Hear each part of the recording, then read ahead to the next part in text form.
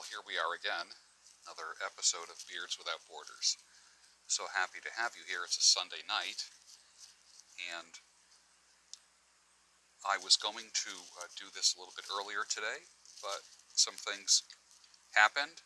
I had to get some work done, and that didn't happen, so I'm glad I'm able to do it now. Let me adjust this light. It seems a little bright. Oh, look, my skin just changed color. I just went from anemic to looking normal. Welcome to another episode of Beards Without Borders. Tonight in the Savinelli 673, I am puffing on Old Dark Fired. I'm in the Van Gogh room. So let's fire this up. I did dry it out, so it's not... Took it out. Took it out of the tin. For those of you that don't know what Old Dark Fired is, this is it right here. Little education. Little pipe education and philosophy all together in one show. And this is flake tobacco. Like this. Can you see that?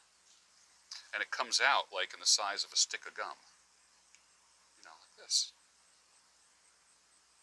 And then you just kind of crumble it up and let it dry out. So that's what's going on now. And this is strictly for Patreon people. Let me fire this up. And that's called rubbed out. When you take a flake and rub it out, basically you just put it in your hands and just kind of crumble it and let it land on a plate or something. So, Beards Without Borders. You know, it's so interesting. I remember going to a cigar lounge once, and there was a guy who did not speak English. Didn't know a word of English. Let me raise this tripod up a little bit. And he was a pipe smoker, and he knew, you know, what cigars to order, and he had a pipe and everything. There we go. How's that? That's good. And what was fascinating, there was about 6 or 7 guys there talking, and it wasn't the kind of cigar lounge where everyone was staring at. It didn't look like a living room, you know, like the average living room. All the furniture is pointed towards the TV. This particular cigar lounge did not have a TV in it. They actually, believe it or not, they actually intended people to communicate with each other rather than just sit quietly and watch a sports game. Although there are places that have that, and I'm sure when there is a big game on, they, you know, will put something on. But it was mainly more of a conversation place. Let me fire this up. And the guy that didn't speak English, and I don't know if he was Eastern European, he could have been Hungarian, Russian, Eastern, you know, Czech, something like that. But it didn't matter. One of the things that I love about pipe smoking is that a group of guys in a cigar lounge sitting in leather chairs, literally puffing on pipes, a couple guys talking, some guys passing a bottle around, you know, other guys would be pouring it into their glass, whatever. One guy would bring like a bottle of whiskey. Excuse me while I take a drink of my Immune Max. This is a drink. It's a powdered thing that I put in my water. It's got zinc, vitamin C, and vitamin D in it. Twice the amount of what the normal recommended amount is.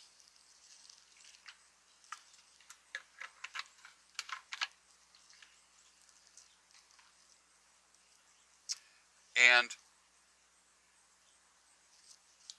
by the end of the night, and he was just sitting there, he didn't know what anyone was saying. When he was trying to talk, he literally would say, "No English, no English."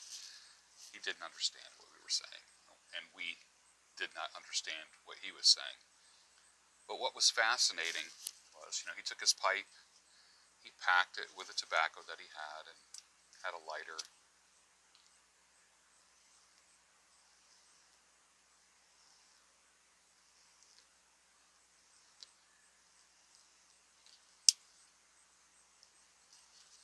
guess what?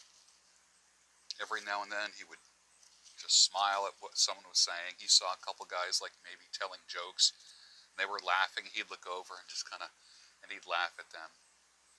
I know some people are thinking that's it. He's a Russian spy. He knew English. He was just taking mental notes.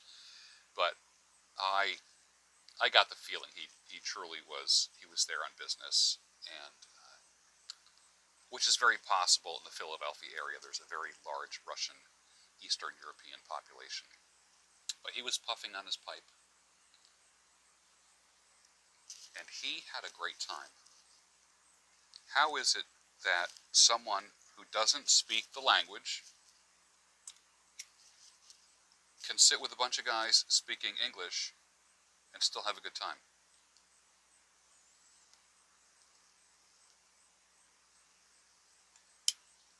It got to be about 10 o'clock. Oh, and he had a beard, a nice groomed beard, kind of like this length here. And by the end of the night, which was about 10 o'clock, literally everyone stood up. They know the place was closing. And shaking hands and guys saying, all right, I'll see you next Thursday night, that type of thing. Everybody, one at a time, went over to this guy and just gave him a bro hug. Like one of them, not a that kind of hug, but more of a arm around the shoulder and, And I thought to myself, this is pretty darn cool. There's a lot of things that bring people together. There's a lot of things that bring people peace. And this right here, this pipe. And it was literally, I think there was one guy in that lounge that didn't have a beard. And I thought it was fascinating how everybody just had a good time.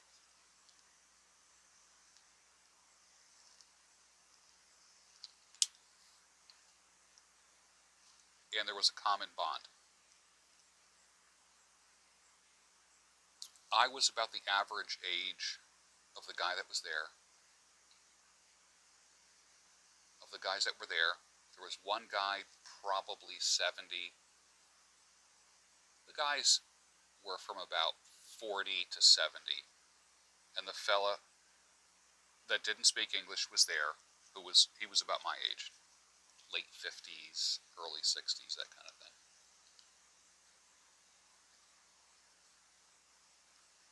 And I could tell he was in town on business. And, hotels don't let you smoke inside. And who wants to sit outside on a bench outside of a hotel? So he found this place.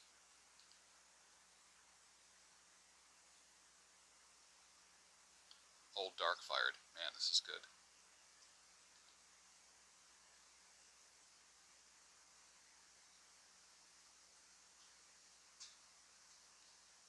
And it was not a room of chatty Cathy's.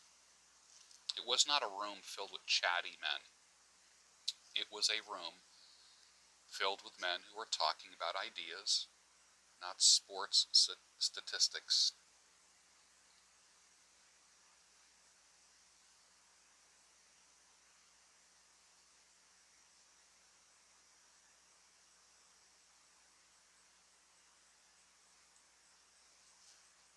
And a lot of it was just like this. I could look over at the guest, and other men would be taking a puff on their pipe. They'd look over at him and they'd go like this, and they'd smile, nod, and he would raise a pipe to them and smile back. It was interesting. That wouldn't happen in a room of cigarette smokers. It just wouldn't happen.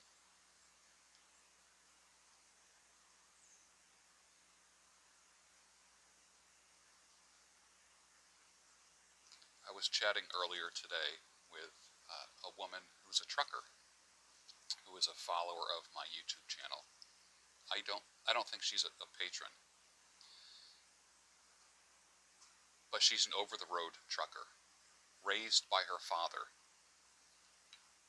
Mother took off when she was 2 or 3. The father raised her. So she literally had zero female influence in her life. And you can kind of tell, she has some not masculine ways about her, but not real feminine, girly girl ways about her. And it was interesting. We hear about young men being raised by their mothers and then living in their mom's basement. This was a gal, and I'm going to have her on the channel sometime. And maybe I'll just have her here on Patreon, just because of the trolls and the desperados that are out there. I feel like Patreon people are more respectful of issues, and that's why we're here. I enjoy Patreon more than I enjoy YouTube. I'll be honest with you. Nothing like being on YouTube and waking up in the morning and someone, you're reading a comment where someone's calling you a pussy or something. It's just like, ah. I used to get mad at that stuff. Now it's just like, it's just tiring. It's like, enough already. And people have been saying to me for years, you should get on Patreon, you should get on Patreon. And I finally got on. So thank you for being here. And thank you for prompting me and pushing me to be here. I find it a much more relaxing environment. Let me tell you what Patreon is to me is like a pipe lounge. YouTube is like a cigarette lounge to me. That's what it reminds me of. People who need their fix, of nicotine. Or Patreon people want to learn. They want to get something. One of you told me today about the short videos, those, I think they call them Lens, Lens. And on my phone, which is what I'm recording on right now, there's a little thing that I can touch, and it gives me 30 seconds. I think it's 30 seconds to say something positive, motivational, not do any shit talking, which I'm kind of detoxing from YouTube. Literally, it's just weird to get away from YouTube and talk to people who want to be. You know what it's like? I remember second job out of graduate school, I was teaching and counseling in a high school. And I was there for, I don't know, maybe 2 years. 2 years, 2.5 years. And then I got offered a job as a counselor and also as an assistant professor at a community college.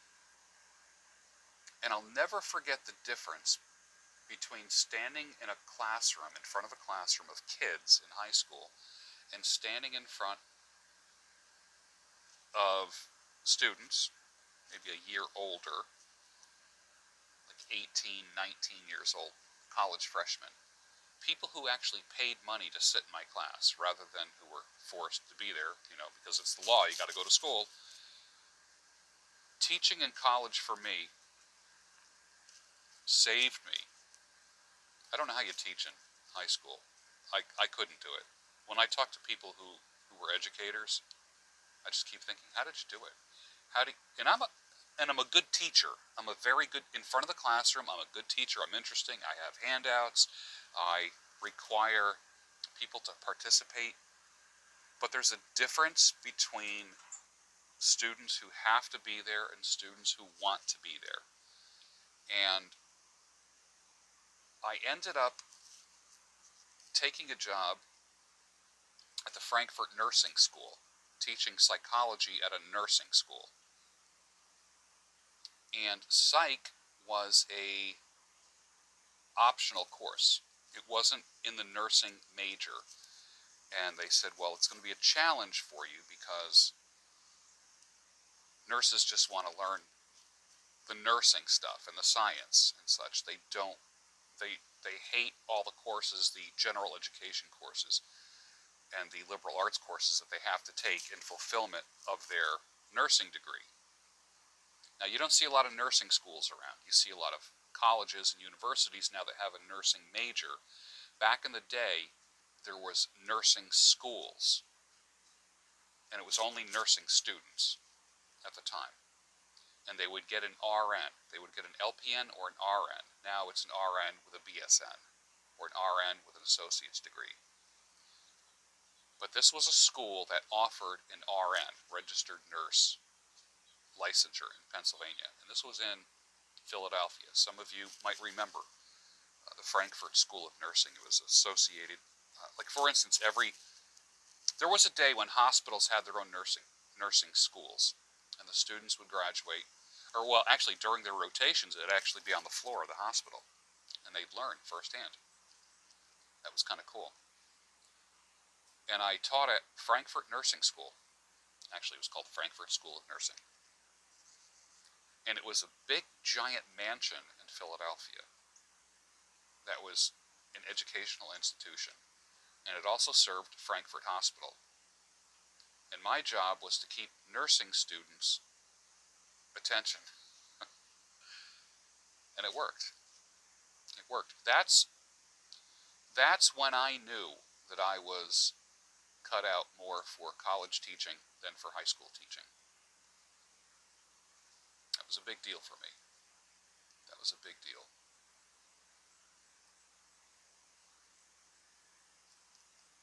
And back then, believe it or not, professors could still smoke a pipe, and many of them did, smoked a pipe in class.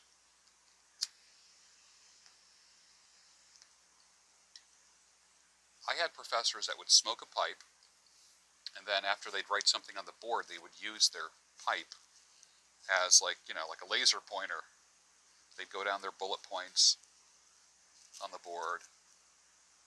If they asked any questions, they would say, yes, you. Yes, you. You. Go ahead. Ask your question. I grew up in the days when pipe smoking, plus the fact they all had beards. Every professor that I had, I'm trying to think, the only guy that did not have a beard when I was in college, his name was Ron Dow, and he was a lawyer. He taught criminal law and constitutional law. Clean-cut guy. I'll never forget that. And that's where I probably developed some of my debating skills, was in criminal law. I enjoyed criminal law more than I enjoyed constitutional law. Interesting, right?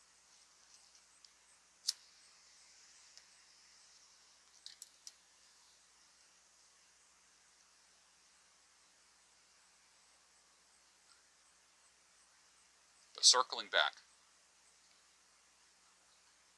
a bunch of men in a cigar lounge smoking pipes. And I don't know if it was like Pipe Thursday, because you rarely see that.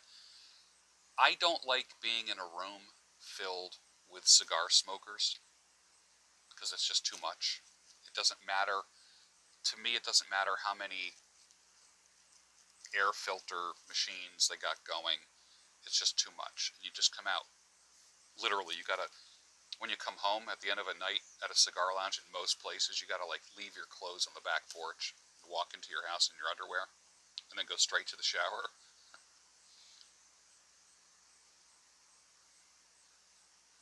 But being in a room filled with pipe smokers, with beards, talking, and one guy not speaking one word of English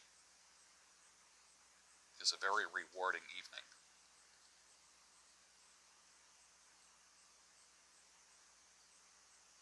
And he knew it was peaceful.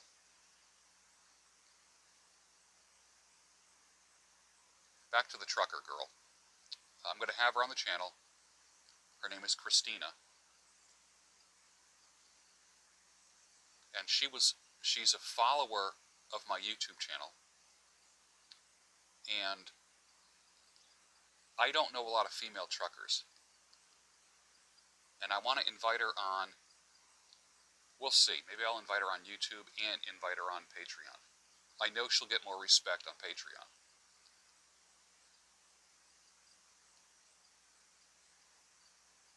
But for me, she was a phenomenon. I don't know a lot of over-the-road female truckers that live in their trucks. Do you?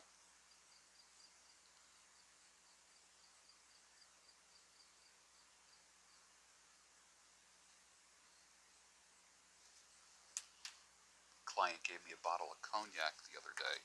I think I want to have a little sip on that. Here's to you.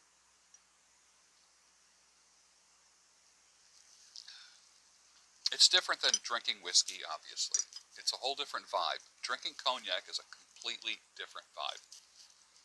And that's the first sip that I've had in a week. This is supposed to be alcohol-free August. I was without caffeine in July. I was carnivore in July, mostly meat and keto in August. Summer shred worked for for me, in every way possible. Dropped weight, I feel good, and I'm ready for some fasting.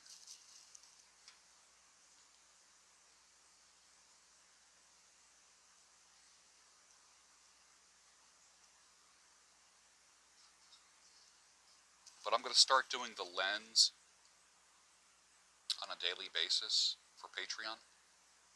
Those quick little videos that I do while I'm just up in the morning reading, and it's just a way of encouraging people and not getting mocked like I do on YouTube. Oh, God, the abuse that one takes.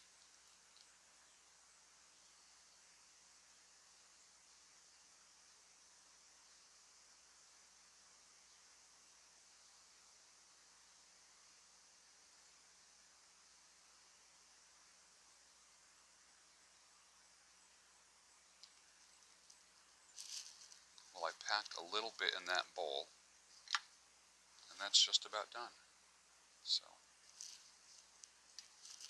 So my usual way of wrapping up Beards Without Borders is wherever you are, if you're living in a high-rise, if you're living on a boat, if you're living in a truck as an over-the-road trucker, if you are in a grass hut somewhere, if you're in a tenement building, in a city, in the country, in a suburban area, if you're living in a tent, a yurt, I bid you peace. Peace is a commodity. Now think about this. In 2021, peace is a commodity. People just want peace.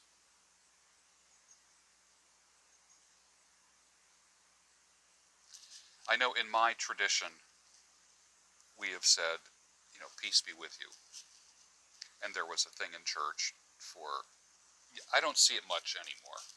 I haven't been in church in a long time, and I hope to be back in church when I find a church that I feel comfortable in. But I remember there was a thing, passing the peace, where the pastor would, or the priest would shake a hand in the front pew, and then people would shake hands going all the way back. They used to call that passing the peace. And, okay, I was like, okay, that's cool. That wasn't very, for me, that wasn't significant, but I always liked the blessing at the end. I always liked the benediction, and which is just a way of giving a blessing, closing out the church mass or service.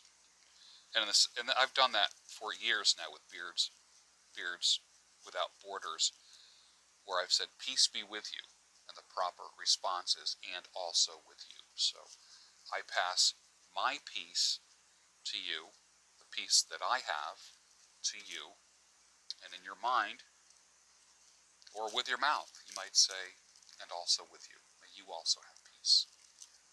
And I think all good people around the world, when we leave each other, I truly believe we should say, peace be with you. I believe that. Peace be with you. I do. Thanks for joining me on this episode of Beards Without Borders, where we escape some of the craziness, some of the crazy topics, and focus on life, quality of life.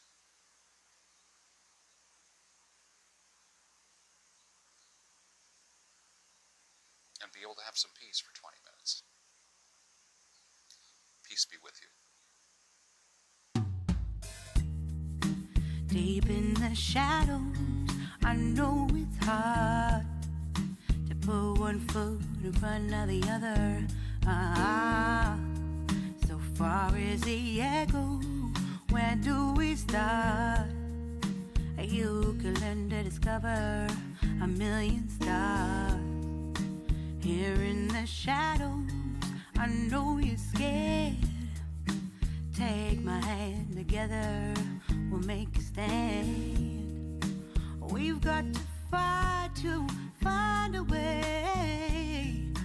Dare to fall to find out what to say. No more hate. Just admit that you're just afraid. Time to let go of all your fears and pride. Stand up beside me, don't you hide. We can build a better place. If we can just find a way, then we can live a better day. Rise from the ashes, from the anger, from the war.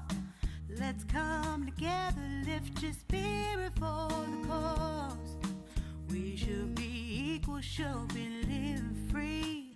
All together, one and all, let's build a dream.